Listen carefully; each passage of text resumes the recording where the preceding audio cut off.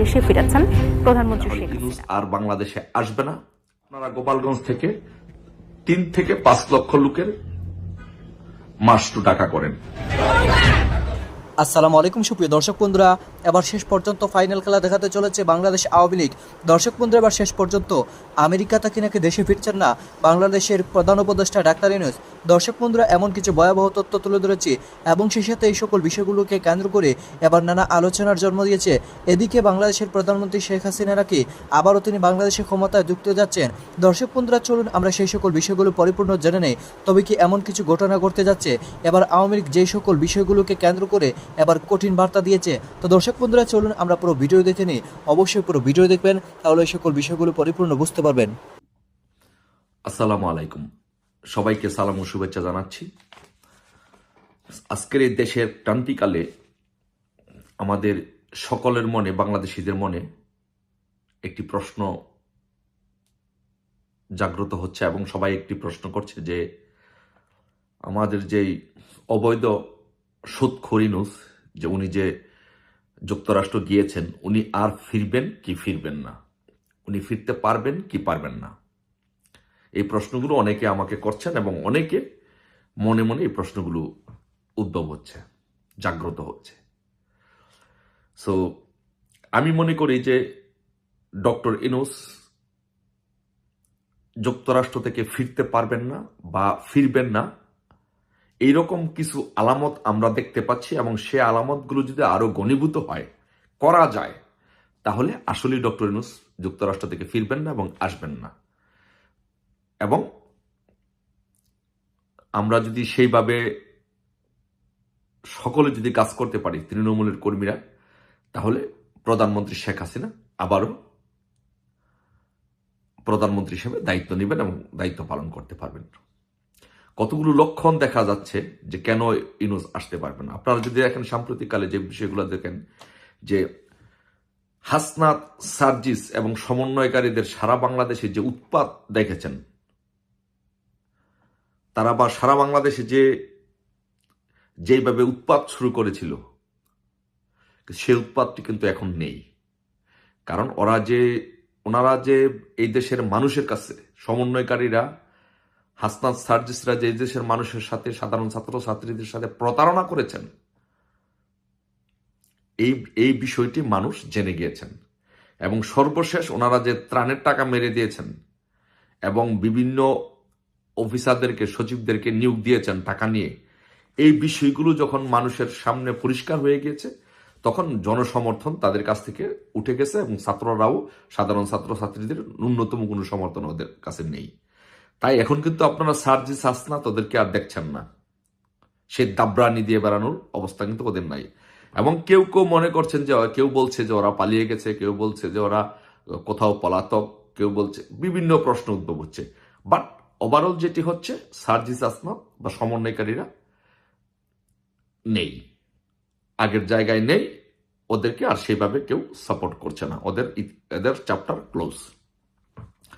Secondly, যে শিবির যে কাজটি করতো, সমন্বয়কারীদের সাথে মিশে একটা আধিপত্য বিস্তারের চেষ্টা করেছিল, কিন্তু সাম্প্রতিককালে ঢাকা বিশ্ববিদ্যালয়ের শিবির সভাপতি এবং শিবিরের সাধারণ সম্পাদক সম্পর্কে যেই ধারণা সাধারণ মানুষের মনে, সাধারণ ছাত্র ছাত্রীদের কাছে প্রকাশ পেয়েছে, তাদেরকে এখন আখ্যায়িত করে মুনাফেক হিসাবে সারা বাংলাদেশের ছাত্র সমাজের কাছে শিবির একটা মুনাফেক সংগঠন হিসাবে চিহ্নিত হয়েছে।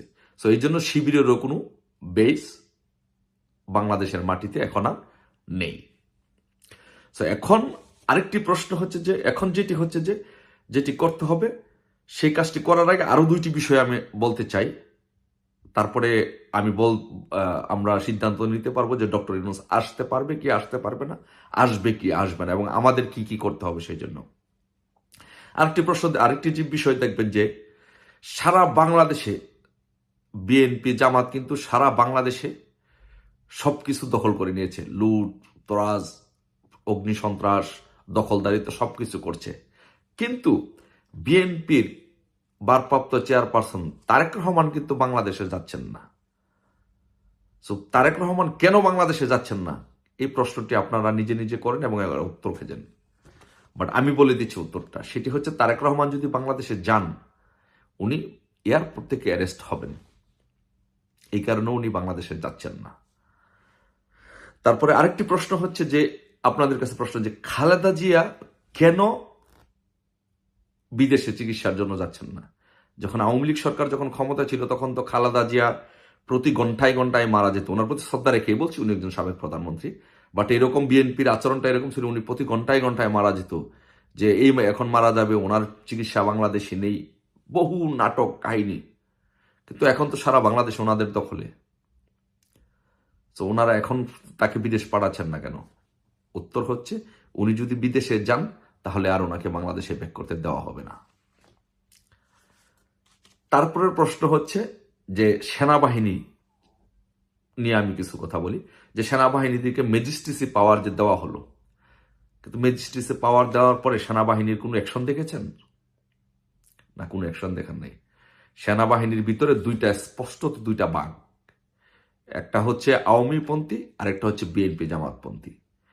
দুইটা ভাগেরই সম্মিলিত সিদ্ধান্ত হচ্ছে যে সেনাবাহিনী বিতর্কিত হবে না, তারা কোনো জনগণের উপরে, সেটা আওয়ামী লীগ হোক বিএনপির হোক, তাদের উপরে অ্যাকশনে যাবে না। এ হচ্ছে ওভারঅল পরিস্থিতি। তাহলে এই পরিস্থিতিগুলো যদি আমরা বিশ্লেষণ করি, তাহলে আমরা দেখতে পাবো যে মোটামুটি যে বাংলাদেশে এখন যে পরিস্থিতি বিরাজ করছে, সেই পরিস্থিতিতে আমরা আমাদের যারা আওয়ামী লীগ, বিশেষ করে ছাত্রলীগ, যুবলীগ এরা আছে, এরা যদি আমরা একটি সঠিক ভূমিকা পালন করতে পারি, ৭১-এর মতো যদি একটি সঠিক ভূমিকা, ৫২-এর মতো, এবং অথবা সর্বশেষ 111-এর মতো যদি একটি ভূমিকা পালন করতে পারি, তাহলে ইউনূস আর বাংলাদেশে আসবে না, ইউনূস বাংলাদেশে আর আসতে পারবে না। তাহলে কিভাবে আমাদের সেই দায়িত্বটি পালন করতে হবে? আমরা দেখতে পাচ্ছি যে ৫ই আগস্টের আগ পর্যন্ত বাংলাদেশের সবগুলো দল একসাথে ছিল, সাধারণ ছাত্রছাত্রীদেরকে বুঝিয়ে তাদেরকে একসাথে করে রাখা হয়েছিল, আর পক্ষান্তরে আওয়ামী লীগ একা একটি পক্ষে ছিল। কিন্তু এই সাম্প্রতিক কালের কার্যকলাপে এই দেশবাসীর কাছে, ছাত্রছাত্রীদের কাছে, সবার কাছে প্রমাণিত হয়েছে যে সমন্বয়কারীরা একটি বোগাস, মিথ্যা, কবিরাজি ঔষধ বিক্রি করে এদেশের মানুষকে ভ্রান্ত ধারণা দিয়ে এদেশের মানুষকে আন্দোলনে, ছাত্রছাত্রীদেরকে আন্দোলনে নামিয়েছে। শিবির সেই আন্দোলনে ঢুকে মুনাফিকি করে নেতৃত্ব দিয়েছে, এবং বিএনপি এবং জামাত প্রথম থেকে এই আন্দোলনে 7.62 রাইফেল সহ এগুলো সাপ্লাই দিয়ে সন্ত্রাসীদেরকে উস্কানি দিয়ে সে আন্দোলনে হত্যাযজ্ঞ চালিয়েছে। সাধারণ মানুষ এটি স্পষ্ট হয়ে গেছে। এখন সাধারণ মানুষ এবং সাধারণ ছাত্রছাত্রীরা বিএনপি বলেন, জামাত বলেন, সে সমন্বয়কারী বলেন, তাদের পক্ষে নেই। এবং মানুষ এখন দুই হাত তুলে আল্লাহর কাছে দোয়া করতেছে, প্রার্থনা করতেছে এবং অনুতপ্ত হইতেছে যে আল্লাহ, আমরা কি ভুল করলাম? আমাদের শেখ হাসিনা তো আমাদের কাছে ভালো ছিল, আমরা কেন শেখ হাসিনার মতো একজন প্রধানমন্ত্রীকে আমরা ক্ষমতা থেকে সরালাম? তাহলে এই রিয়েলাইজেশনটা যখন এখন মানুষের সামনে আসছে, এখন যদি আমরা যদি রাজপথে নামতে পারি এবং সঠিক ভূমিকা পালন করতে পারি, তাহলে ইউনূস বাংলাদেশে আসবে না। কিভাবে নামতে হবে? সেটি হচ্ছে আমাদের, ইউনূস ওইখানে যুক্তরাষ্ট্রে আছে, এখন আমাদের সবাইকে শেখ হাসিনার জন্য অপেক্ষা করলে হবে না, কোনো নেতৃবৃন্দের ইনস্ট্রাকশনের জন্য অপেক্ষা করতে হবে না। আমরা প্রত্যেকেই, আমরা বঙ্গবন্ধু আমাদের আদর্শিক পিতা, তার মানে হচ্ছে আমরা সবাই বঙ্গবন্ধুর আদর্শিক সন্তান, শেখ হাসিনা আমাদের বোন। সো আমরা সবাই বঙ্গবন্ধুর সন্তান, আমরা সবাই শেখ হাসিনার ভাই, শেখ হাসিনার বোন। আমরা নিজ নিজ দায়িত্ব নিয়ে সবাই প্রত্যেক জায়গা থেকে, যার যার অবস্থান থেকে আমাদের রাজপথে নামতে হবে। আমরা আমাদের এখন সবার ঢাকামুখী হতে হবে, মার্চ টু ঢাকা। গোপালগঞ্জবাসীকে বলবো, আপনারা গোপালগঞ্জ থেকে 3 থেকে 5 লক্ষ লোকের মার্চ টু ঢাকা করেন। আপনাদের যে লোকাল যেই সরঞ্জাম আছে সবকিছু নিয়ে, এগুলো নিয়ে মার্চ টু ঢাকা করেন।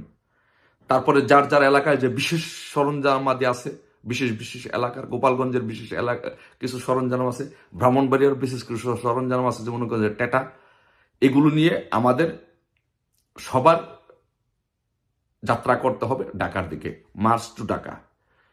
একটা গ্রুপ আমাদের এয়ারপোর্টে অবস্থান নিতে হবে, যেন ডক্টর ইউনূসের জন্য এয়ারপোর্টে না আসতে পারে, এয়ারপোর্টে সবকিছু অচল করে দিতে হবে, কোনো ফ্লাইট যেন এখানে না আসতে পারে। সচিবালয়ে আমাদের অবস্থান নিতে হবে, তারপরে যমুনাতে আমাদের অবস্থান নিতে হবে। এইভাবে ভাগ ভাগ করে আমাদের মার্চ টু ঢাকা এসে আমাদের সবকিছু দখল করে নিতে হবে। তারপরে আমরা আমাদের শেখ হাসিনাকে বাংলাদেশে নিয়ে আসতে হবে, আমাদের দেশ আমাদের আগের জায়গায় নিয়ে আসতে হবে, আমাদের দেশকে আমাদের রক্ষা করতে হবে, আমাদের এই সরকারকে পুনর্বহাল করতে হবে, নতুবা এই দেশের ভবিষ্যৎ খুবই অন্ধকার।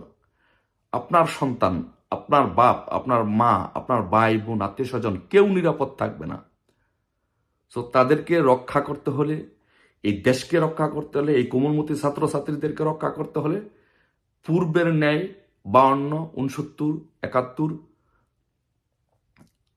এবং 111-এর মতো ছাত্রলীগকে, আওয়ামী লীগকে, যুবলীগকে, স্বেচ্ছাসেবক লীগকে, সবাইকে আমাদেরকে অতীত ইতিহাসের যে ঐতিহ্যবাহী ইতিহাস, ছাত্রলীগ, আওয়ামী লীগ, যুবলীগের আমাদের যে ইতিহাসের আন্দোলনের যে ইতিহাস, সেই ধারাবাহিকতা রক্ষা করে আমাদেরকে রাজপথে ঝাঁপিয়ে পড়তে হবে। প্রত্যেক ঘরে ঘরে, আমি বারবার বলছি, প্রত্যেক ঘরে ঘরে লগি বইটা তৈরি করতে হবে। প্রত্যেক ঘরে ঘরে লগি বইটা তৈরি করুন, রেডি থাকুন। আদেশ আসবে, আন্দোলনের ডাক আসবে, আর ডাক দেওয়ার সাথে সাথে রাজপথে ঝাঁপিয়ে পড়তে হবে। ইনুস যুক্তরাষ্ট্রে গিয়েছেন, সে যেন আর বাংলাদেশে আসতে না পারে, সেই লক্ষ্যে আমাদের প্রস্তুতি নিতে হবে। এখনই আমাদের প্রস্তুতি নিতে হবে। ইনশাল্লাহ বিজয় আমাদের নিশ্চিত। বাংলাদেশ আওয়ামী লীগকে, ছাত্রলীগকে, যুবলীগকে আমাদেরকে কেউ আন্দোলন শিখাতে হবে না। আমাদের ইতিহাস আন্দোলনের ইতিহাস। বঙ্গবন্ধু বলেছিলেন যে আমাকে ফাঁসির কাস্টেও কেউ দাবিয়ে রাখতে পারবে না, ফাঁসি দিয়েও আমাদেরকে ফাঁসি দিয়েও আমাকে কেউ দাবিয়ে রাখতে পারবে না। তো আমাদেরকে, আমরা সেই পিতার সন্তান, সেই মুজিবের সন্তান, আমাদেরকে কেউ দাবিয়ে রাখতে পারবে না, আমাদের দেশকে কেউ ধ্বংস করতে পারবে না। আমরা পাকিস্তানের মতো শক্তিশালী বাহিনী থেকে দেশকে আমরা মুক্ত করেছি। আমরা ইনশাল্লাহ এই সুৎখুর ইনুস, এই সমকামী সুৎখুর ইনুসের কাছ থেকে আমরা বাংলাদেশকে রক্ষা করব। আর বিএনপিকে আমরা একটা পরজীবী সংগঠন হিসেবে মনে করি। এটাকে আমরা পাত্তা দেওয়ার কোনো মনে করি না। এটা পরজীবী, এক এক সময় এক এক দলের উপর, এক এক জনের উপর নির্ভর করে। এখন আবার ইনুসের উপর নির্ভর করার চেষ্টা করতেছে।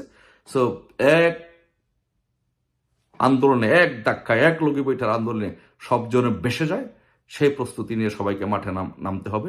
সেই জন্য সবাই প্রস্তুতি নিন, ঘরে ঘরে লগি বইটা তৈরি করুন। দেশে ফিরেছেন প্রধানমন্ত্রী শেখ হাসিনা। দেশে ফিরলেন প্রধানমন্ত্রী শেখ হাসিনা। বহনকারী ফ্লাইটটি হযরত শাহজালাল আন্তর্জাতিক বিমানবন্দরে অবতরণ করে। অবশেষে দীর্ঘ 1.5 মাস ভারতে অবস্থান শেষে রাতেই দেশে ফিরলেন প্রধানমন্ত্রী শেখ হাসিনা। রাষ্ট্রপতি শাহাবুদ্দিন চুপ্পুর গোপন ষড়যন্ত্রের মাধ্যমে দেশে ফিরানো হলো প্রধানমন্ত্রী শেখ হাসিনাকে।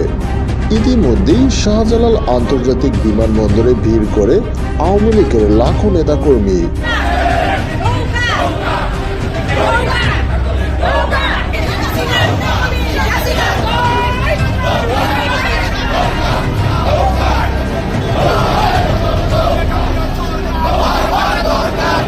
এর আগে গত রবিবার সেনাপ্রধানের কাছে ক্ষমতা হস্তান্তর করে জাতিসংঘের ৭৯তম অধিবেশনে যোগ দিতে ঢাকা ত্যাগ করেন অন্তর্বর্তীকালীন সরকার প্রধান ডক্টর ইউনূস।